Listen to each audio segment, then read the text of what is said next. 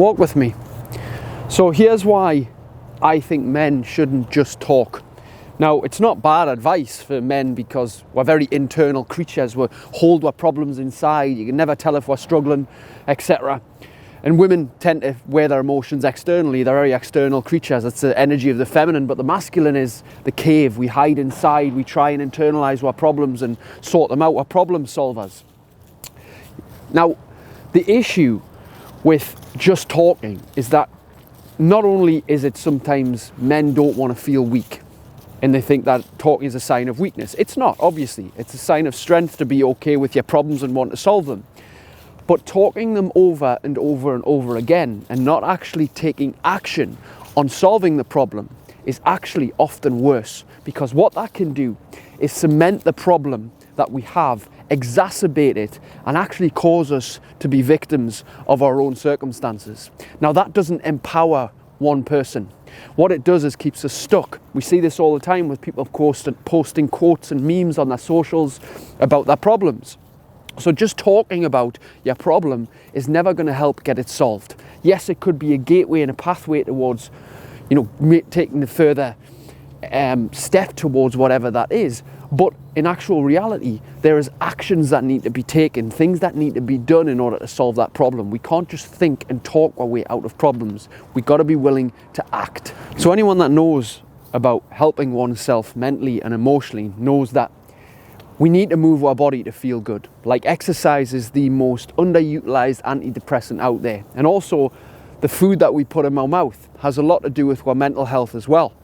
And not only that, there's certain things that are real great tools for helping one feel better. But we have to act with these tools. Things like meditation, cold therapy, journaling, exercise, walking, all these kinds of things are massively beneficial. But yet a lot of people are just not using or acting on those things because a lot of them are uncomfortable. A lot of them we're not very good at when we start at, and we feel like, we're going to look shit. We fear that we're going to feel like people are going to take the piss maybe, or we're going to feel less of a man by doing these things. And the thing is, self-care has to become a priority. We can't just talk about our problems without taking specific actions to help us care for ourselves. Action really is the only answer. Talking is great and it definitely has its place, but we must be willing to follow through with the actions that produce the result.